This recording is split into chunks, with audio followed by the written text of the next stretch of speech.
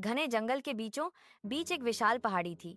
उस पहाड़ी की गुफा में रहता था जंगल का राजा शेर वीर सिंह।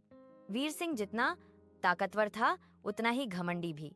वह रोज शिकार करता, जानवरों को डराता और अपनी ताकत का प्रदर्शन करता।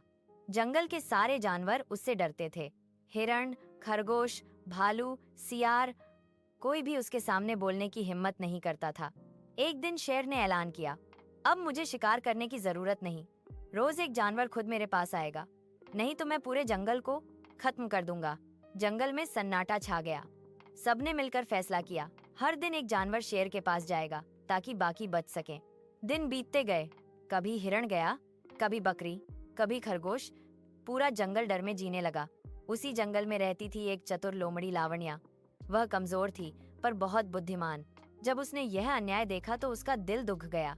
उसने सोचा, अगर आज कुछ नहीं किया तो कल मेरी बारी होगी। वह दिन आ गए।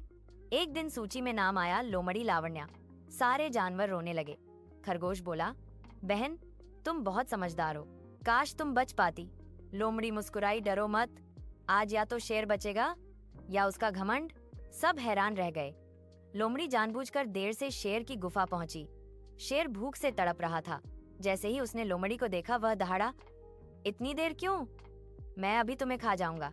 लोमड़ी कांपने का नाटक करते हुए बोली, महाराज गलती मेरी नहीं, रास्ते में एक दूसरा शेर मिल गया।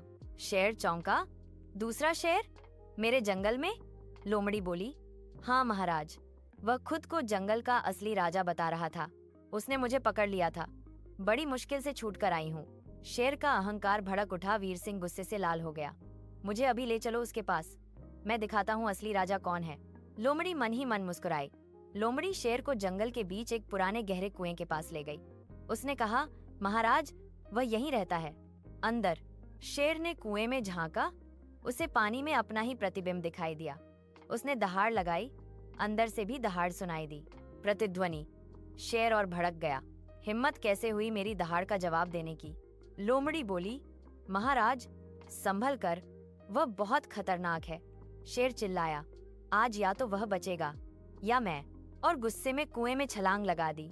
गहरा कुआं, फिसलन भरी दीवारें। शेर बाहर नहीं निकल पाया। कुछ देर संघर्ष, फिर शांति। जंगल का अत्याचारी राजा खत्म हो चुका था। लोमड़ी वापस जंगल आई। सब जानवर डरते डरते पूछने लगे, क्या हुआ? लोमड़ी बोली, अब कोई किसी को जबरदस्ती नहीं खाएगा। शेर का अंत हो चुका है। पहले तो किसी को विश्वास नहीं हुआ, फिर सब कुएं के पास गए। सच देखकर जंगल में खुशी की लहर दौड़ गई। हिरण नाचे, खरगोश कूदे, पक्षी गाने लगे।